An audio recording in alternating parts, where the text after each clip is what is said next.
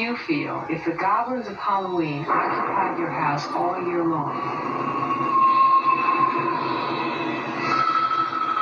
Even the most ardent prayers couldn't rid one house of ghoulies and ghosties, at least as they were reported to most of America in a recent shocking book and motion picture.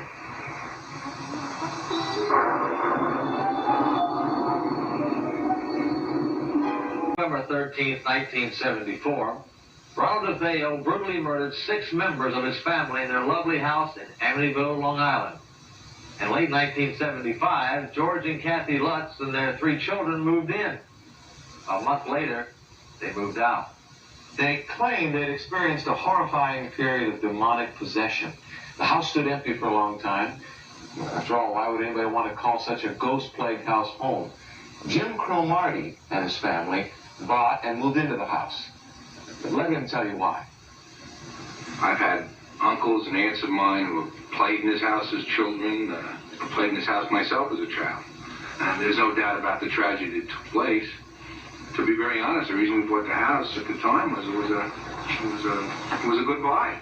And because we loved the house.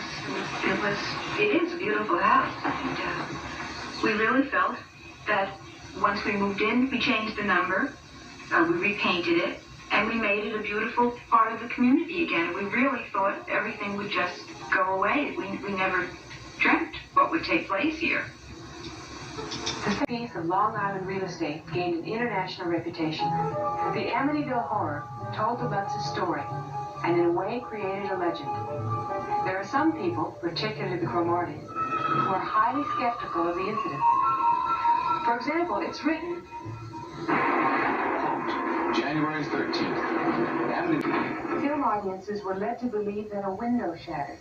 This is the window. You can see that it's exactly the same as it has been for the last 51 years. The house was built in 1928. There's all the old paint, the old putty. Nothing's been disturbed.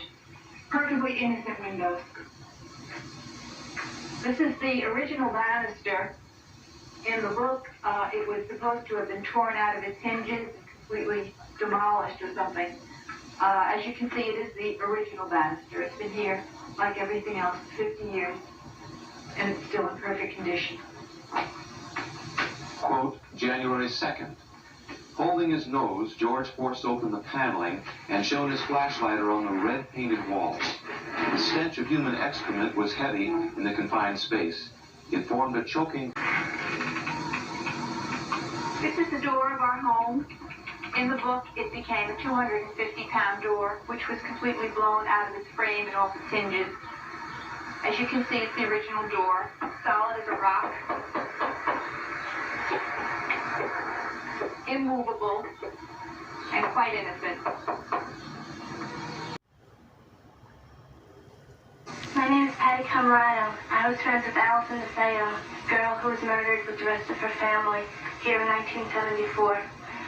This I'm going to show you is the mysterious red room that's so noted for in the book.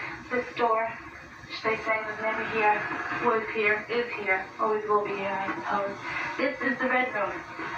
Nothing more than a storage area where Allison and her brothers and I used to keep toys. Just red, you know? There's never any feeling of spirit presence or ghosts or any sort of thing like that. Just a play area. Used to keep toys. Nothing more than that. Is it possible that evil spirits inhabit the property? There have been eerie images taken at the home over the decades, so I'll let you be the judge. At present, the Dutch colonial home looks like your average suburban family home. It's actually quite nice. Most recently, it was bought for $605K in February 2017 and sits on a quarter-acre lot. One set of